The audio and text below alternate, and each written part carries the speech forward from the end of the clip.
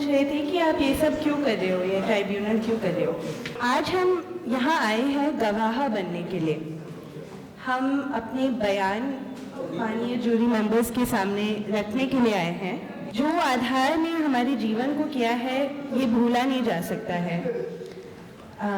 जीवन आधार से जिस भी तरह प्रभावित हुआ है, नरेगा में, राशन में, स्वास्थ्य में, ये भुलाया नहीं जा सकता है और इसीलिए हम यहाँ आए हैं।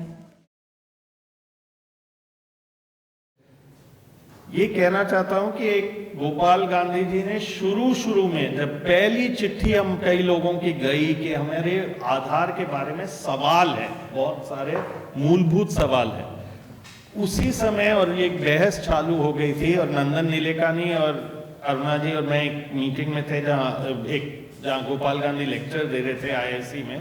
तो उन्होंने उस समय एक बहुत महत्वपूर्ण चीज कहा। उन्होंने कहा आरटीआई एक ऐसा चीज है जिसमें हर नागरिक को हर सरकार के हर कदम को देखने का एक मौका दिया गया है, बहुत महत्वपूर्ण है। इस आधार डिबेट में ऐसा नहीं हो जाए कि आधार सरकार को हर नागरिक के हर कदम का पता लगने का मौका नहीं मिले। Inversion of the RTI, not just a subversion but an inversion of it. तो ये मैं दिखाना चाहूंगा आपको कि ये लोग कैसे थे और हमारे ही मतलब इतनी गंभीर बात है यदि हम सोचें। दिक्कत यही है कि आधार में हम फिगर्स बड़ी बड़ी बात करते हैं, उनके चेहरे हमें नहीं दिखते। दिस वुमन दाकू, her pension and ration had stopped. She was blind. She had, when we went to her, इसके घर में हम गए, इसने कहा पता नहीं क्यों रुका। इसके एक रोटी था जो 2 दिन में एक बार कोई ना कोई फेंक के या छोड़ देता था, एक मटकी पानी जिसको ये कई दिनों तक लेती थी, और नमक और रोटी और पानी में डुबो के ये अपना गुजारा करती थी। बाहर जाती थी हाथ लगा के, बिकॉज शी वॉज ब्लाइंड, ताकि वो, और उसने हमें पकड़ा और कहा मेरे पास पैसे नहीं है, मेरी एक दवाई है जो मुझे जिंदा रख रही है और वो उसके लिए भी पैसे नहीं है, तो मैं इसको कभी कभी ले रही हूँ। रोज लेना चाहिए लेकिन कभी कभी ले रही हूँ, ये स्थिति थी। The second part is the Aadhaar payments bridge system, which is the payment infrastructure through which you push the payment. All of these agencies are involved, and if anybody goofs up or if anybody doesn't hold up their end of the bargain, the transaction will fail. At the moment, the infrastructure is such that where the problem lies and how to resolve it, the onus is entirely upon the aggrieved. Okay. If someone wants to go to Mandal office or any banks for any inquiry to know anything or to do their things, they have to travel so much distance, that is up to 25 to 30 kilometers. Sometimes they don't have bus facilities and they have to walk at least 6 to 10 kilometers, and then if they are lucky they will have some private transport. So this is the situation there in agency area, and even by going all this way to the banks and mandal offices and any government sectors, so there is no guarantee that they will get the information they want. What is happening is there is a branding, there is a presupposition that individuals are thieves or ghosts or fake, and it's up to the individual to prove that they are not ghost, they are not fake, and this goes completely against all principles of natural justice. It goes against all principles of scientific hypothesis testing as well. So this presupposition of individuals being fake or thieves, and you have to spend your entire life trying to prove that you're not. Then instead of streamlining, what such centralized technology has done is, as Sakin also showed, there are too many intermediaries that are created. And the more intermediaries that you create in a system, the more dilution of accountability that happens. We have to reclaim and re-understand that efficiency need not only be one kind, but there is a social efficiency. How do we redefine that and how do we work towards that? Now, Narega workers are earning their wages by working. So it's a salaried job in some sense. So when it is a salaried job, we need to really completely, urgently dismantle Aadhaar payment systems for Narega because it's not a social welfare scheme. Add based on what you just mentioned, that Aadhaar ends up reflecting the biases of those who have created the infrastructure. But the game of Russian roulette is important for you to understand about, because let us say I'm the mafia don and I put the bullet and I keep playing Russian roulette, right? The first time I push, you don't die. Next time I push, roll, you don't die. You keep playing this game, at some point of time you're going to die, right? So that is a buff for you, in the sense that instead of Russian roulette, where a bullet is put, it's actually your own fingerprint acting as a bullet. And how many of you know about a failed trial in Mysore, where UIDAI actually gave gas cylinders on condition of putting your fingerprints, right? The answer is 66% failures. People were not getting gas cylinders when they ran the damn trial in Mysore, right? So they said, well, this is going to create a social revolution. We don't want to do this, so let's move to DB, right? So the answer, if you look at it, it's again kind of very clearly segregated, because you come back and tell people that, well, if I give it to middle class people who shout the hell out of it, I'm going to give them money. I'm going to give them fingerprints. If I'm going to give gas cylinders, which everyone is going to make a royal mess of it, and it doesn't work, I'm going to go back to one-time linking, right? And if it is PDS, a lot of poor people, let's go and put them to biometric authentication and play Russian roulette. How does it matter if 25 people die? Starting में ration card बन के आया तो मेरे husband का नाम था, जब नाम तो है हस्बैंड का पर मेरे उसका राशन नहीं मिल रहा, राशन एक ही बंदे का मिल रहा है। फिर मैंने दोबारा अप्लाई किया, राशन कार्ड बनवाया उनका नाम चढ़वाने के लिए, तो उन्होंने हस्बैंड का नाम भी काट दिया, उन्हें नीरज मेरा नाम रह गया बस मेरा। तो उसके लिए आधार कार्ड जरूरी है या राशन कार्ड जरूरी है? आधार कार्ड खराब नहीं है, मैं ये नहीं कहूँगी, पर आधार कार्ड के कारण इतने काम अटकते हैं इसकी कुछ हद नहीं। So the state actually keeps a record of it, at least from their end of failure. I mean, if the money didn't arrive to your account, but it arrived into someone else's account, it's still considered a success transaction. You're seeing failures. It's actually the apathy of state machinery. And when they tell you that, oh, there is an error, technically you get to know what the error is, but because of lack of education with the common service centers, they are just 10th grad pass who are just being given some entrepreneurship opportunity, right? You're simply asked to do this process, put your thumb again and again if it fails. They can't explain you that, oh, there are these 200 error codes, this is why it's failing. So what you're seeing is you brought a black box system and it's black box to everyone, just not to us. Because these institutions, like the RBI, the NPCI, have never been accountable. They are semi-public in the case of NPCI. If you look at RBI, I mean, God knows when RBI was accountable to the country. So always a black box.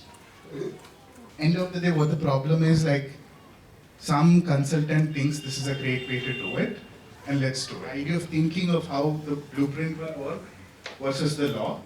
So in case of health, you do health surveillance, where you really want to know who's the patient zero in case there is a virus, right? So it's never anonymized. Now they are building those health profiles, so you want to know if this particular person was diagnosed with a rare disease and you need him to be quarantined.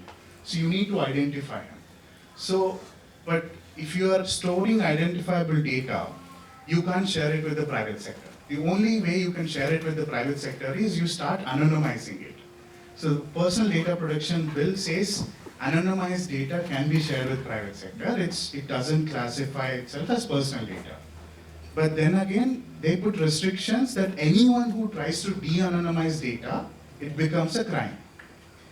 But there are specific provisions part of the National Health Data Blueprint where they want to de-anonymize data because you need it, and it's a legitimate interest. But then again, the system's already being built, the law is not made, the system is being built by the private sector which wants it. So the standard case of maternity benefit is woman has to produce an Aadhaar card, but either she will not have it. If she has it, it'll be her parents' name rather than a husband's name, and you need to have your husband's name because then it'll be matched with your husband's Aadhaar card. Or the address will not be her in-laws' address, it'll be her natal address, which she has not. The neoliberal part, we keep referring to neoliberalism. The uniqueness of this is that we are using public resources to generate this kind of data and pass it on. Almost like a, I don't know what kind of business transactions happen, but mostly it's free. So huge public records are being given to for private profit, whereas it should be treated as a public good and the society should be benefiting, and particularly in the case of health, the data can be used for purposes of health sector planning. All these people have had problems about how to get the biometrics right, you know. So first of all, how to get the biometrics right means, like there is one particular case where she says that her hands got burned into the chula, you know, and because of that, obviously, you can't have this thing. So she has to go to school, and then again the Aadhaar card has to be there, and that unique identification. So I'm not sure, and also it's worse because, you know, we have to have not only the fact that we can just simply go and get our identity card, we have to prove that we are disabled and we are 40% more than that, you know. Can we build up our activism, our academic discourse, within which we can actually bring disability into it so that we don't become a special category. That if they can be included as a genuine social category, then I think there would be reasons why we can clear off the Aadhaar, or whether we have to re-change or configure, you know, how the pension that comes to them, whether it is coming through the bank or wherever, what are the linkages that are going to be established. Another key issue in thumbprints and fingerprints, again for persons with disabilities without arms and those with cerebral palsy, it is difficult and almost impossible. Similarly, for a person with autism, some of them experience sensory issues in affixing fingerprints. Aadhaar law does mention about having biometrics for the process, but nowhere does it resist biometrics to iris or fingerprints. In fact,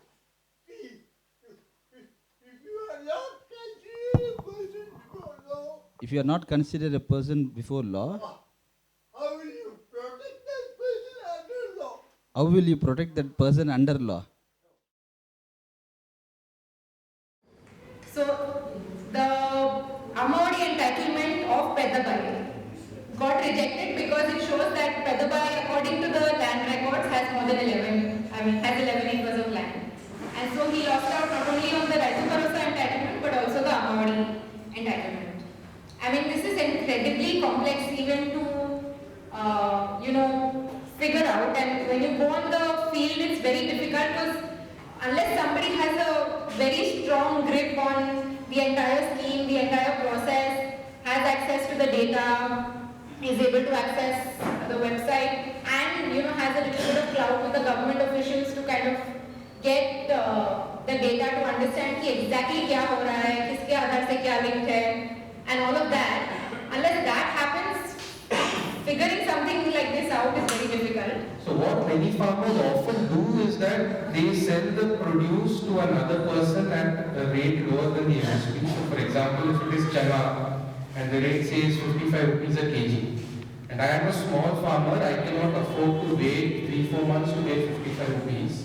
So I will sell it to another middleman who will then sell it at 55 rupees a kg under MSP, but he will take it from me, say at 52, 53 rupees, but give me cash immediately. So as a small farmer who needs the cash immediately, that is still an acceptable solution. Now, because of linking MSP, linking Aadhaar here, now all these small farmers are having problems, because now if I am a middleman and I am going to a small farmer, I will tell the small farmer I will not be able to sell it under MSP. So I am not even going to give you 53, I give it to me at 45. So again, the state of Aadhaar report shows that 25% of children do not have an Aadhaar. With children, there is also the issue of biometrics not being able to capture in early years of life, and the biometrics also changing. So it's not enough if your child is enrolled. How many people know that every 5 years you're actually supposed to go and update your child's biometrics for that Aadhaar to remain valid? For 5 years, 11 years, 16 years, you're supposed to keep going and getting this whole biometric thing updated. And in the early days of Aadhaar, there was also a lot of confusion therefore on whether children's biometrics should be captured at all and whether children should be given Aadhaar at all or not. अब मैं इसमें आपको बताऊं कि एक बच्ची जो साक्षी कुमारी है 14 जनवरी 2020 को इसकी मौत हुई है, 2 वर्षीय है। इसकी माँ 14 जनवरी को राशन लाने के लिए गई। आंगनबाड़ी में उसे राशन मिल रहा था। अभी नया जो झारखंड में चावल, गुड़, बादाम दिया जा रहा है, उस माँ ने भी सोचा कि मेरे घर में इस तरह के पौष्टिक आहार है नहीं, मैं भी जाती हूँ, मेरी बेटी को तो मिलेगा ही। उसकी माँ गई, पर उससे कहा गया कि आप आधार कार्ड दिखाओ। उसकी माँ ने कहा आधार कार्ड नहीं बना, क्योंकि वहाँ से हेरन जाने के लिए 6-7 किलोमीटर की दूरी है और वहाँ से गाड़ी की सुविधा भी नहीं है और गाड़ी पर वो जा नहीं सकती क्योंकि उसके घर में कोई गार्जियन था नहीं, छोटी सी बच्ची थी। उसने कहा कि आधार कार्ड हम नहीं बना पाए हैं, आप राशन तो दे दो। तो उसने कहा कि आपको जो करना है कर लो, ऊपर से मना किया गया है, हम राशन नहीं दे सकते। और इस वजह से माँ रोते हुए आई थी और 1 घंटे के अंदर जैसे ही वो घर पहुंचती है, वो बच्ची रोती रही, अचानक से जोर जोर से रोती रही। और इसी बीच उसकी माँ ने बिस्किट खरीदने के लिए उसकी माँ ने बताया कि मैं पैसे ढूंढती रही और इसी पर बच्चे ने 2 बार झाग भी डाला और उसकी डेथ हो गई। And children's rights were one of the few areas where the legal challenge against Aadhaar was accepted, and you know the court held that Aadhaar could not be mandated for any service or benefit or subsidy. It held that children had the right to opt out once they become adults. It also said that Aadhaar cannot be insisted upon for admissions. And these findings of the Supreme Court did translate into the law as well. So in July last year, the Aadhaar Amendment Act was introduced where we saw that these provisions were brought in. But unfortunately, I think the experience has been that it remains a paper tiger.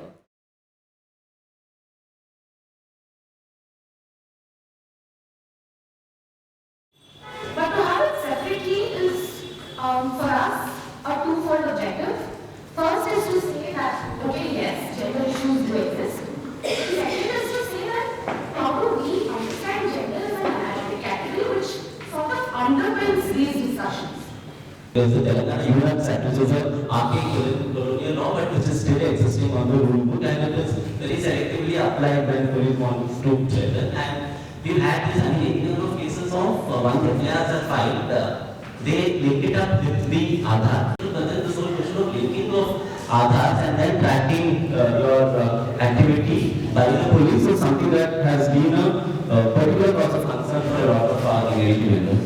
Trans or gender non-conforming people who've been part of public protests and then have had to face charges, FIRs filed on they've been detained, then shamed in public, and then when their Aadhaars are linked with these their other identities. I think this whole question actually complicates and brings in a whole different issue of surveillance on trans and gender non-conforming. When we met with them, some of their biggest concerns was about, and they just escaped, with great difficulty in the middle of the night when the violence had started.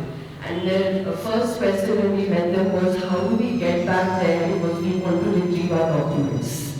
Women constantly talk about how their documents are controlled, are mediated by the men or the people who have the power within families, within communities. And therefore, when they have to kind of really try and get an Aadhaar made, I mean, it's almost impossible. And when you look at the intersections of, say, a Dalit woman, or you look at a woman, I mean, you imagine a woman with disability, or a woman from an Adivasi community, or a sex worker. I mean, that becomes even more challenging.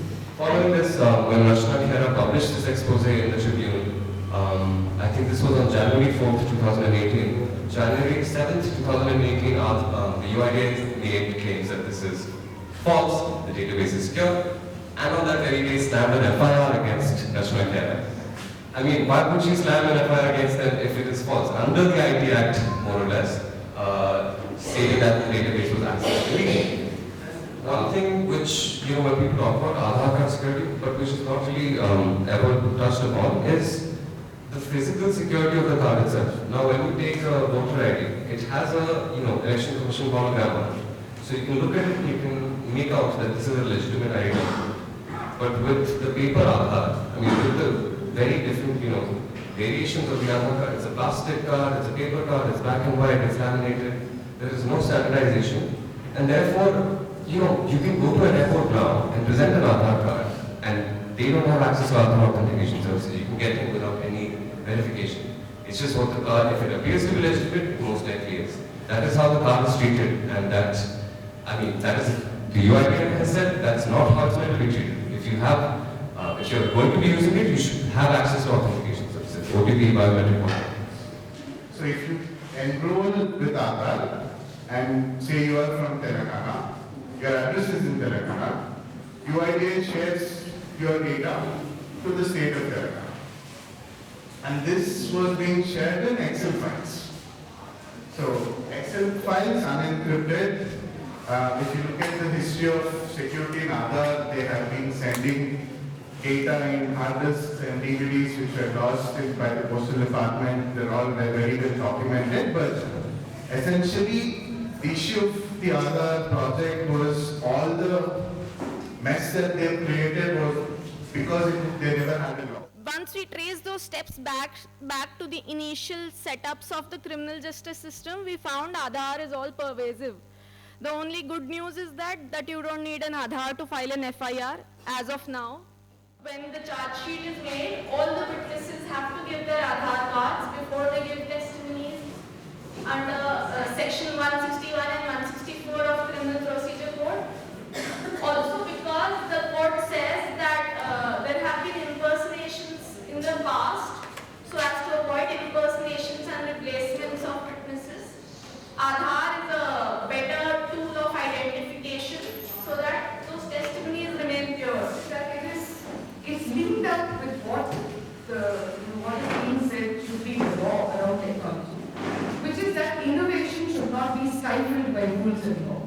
The people on whom biometrics is being mandated are the people where they said from the beginning the maximum problems will exist. So it is manual workers, it's people who are needing welfare from the state who have to work hard to survive.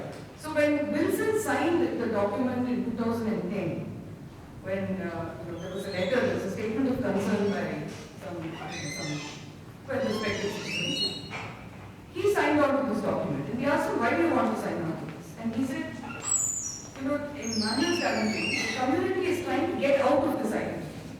Now they will tell us today, you come and take this, you've got to give all. Even if you have to give no information, then they'll tell us that you have to put it in various places.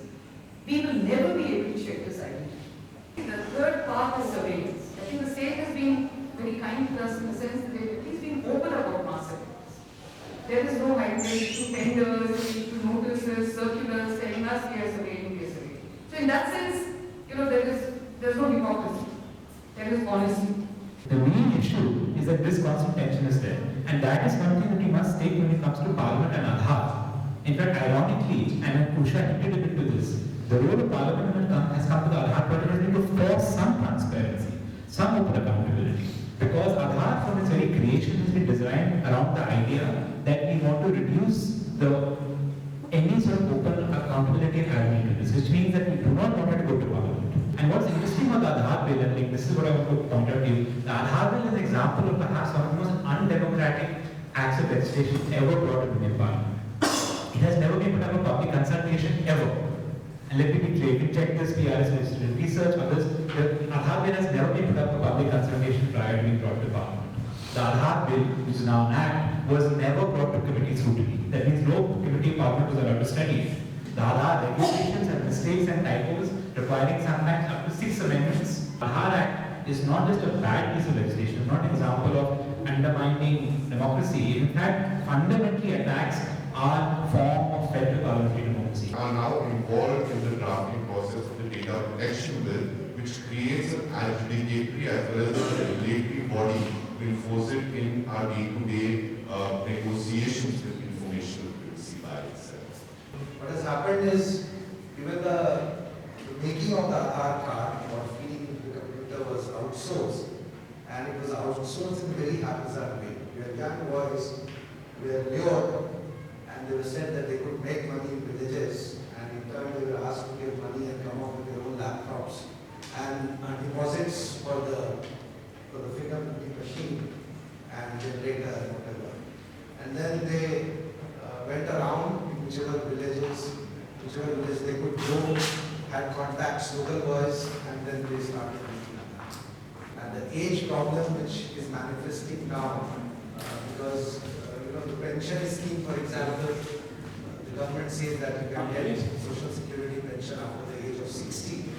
Many people who are older than 60, visibly also, they are denied because their Aadhaar says that they are below 60. The government is asking for Aadhaar.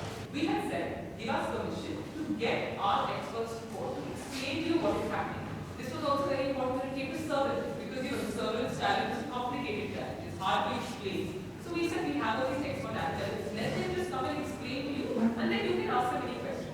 Unlike other litigation, this is a litigation that happens at the primary level at the Supreme Court. There is no evidence that the court will really do that, because it's a written petition. So this was our intention, and the court said, look, we don't want to do it, this is not what we want. And nothing in this case was standard.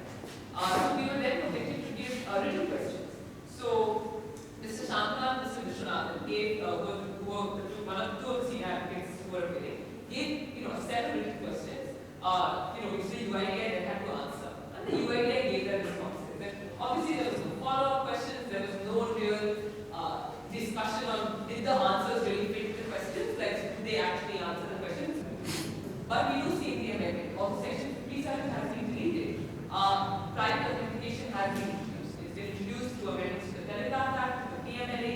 It says, the definition of entity, any entity can form authentication. So that would be a private entity as well. And I think the whole dispute before the Supreme Court was really, of course, there was a dispute about whether it was a money bill or not, but really there was one hurdle to get over before. And that hurdle was whether you can even challenge the decision of a speaker in Parliament before the Supreme Court.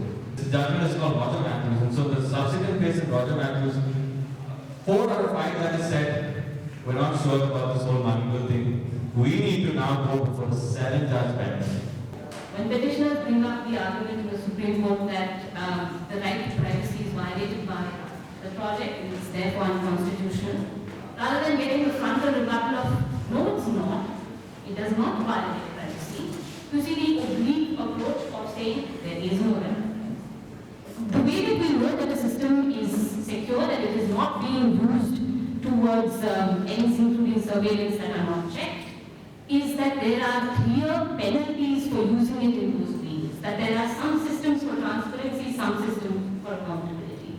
Aadhaar has a principal approach on whenever it depends on people. It will collect people, then for its benefit, then burn them.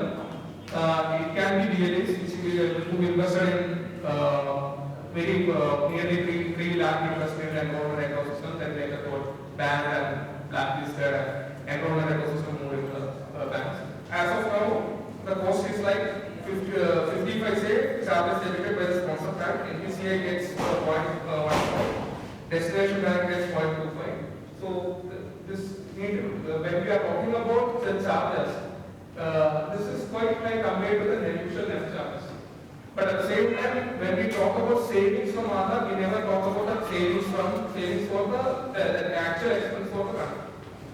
So there was an opaque algorithm that was used as some of the RTA responses to Srinivas testified appear to have used the SRDH, the Aadhaar and the NPR databases as seed databases to deduplicate the voter list. So friends, if we can give a perspective to this in the present context, all the research, all the focused understanding that has been been brought out has to be put together in a larger perspective. How do you catch the imagination of the people to fight these battles in a sustained way? ये तो और बात की लड़ाई है. या तो देश बचेगा, या तो आर्टिकल 14 बचेगा, और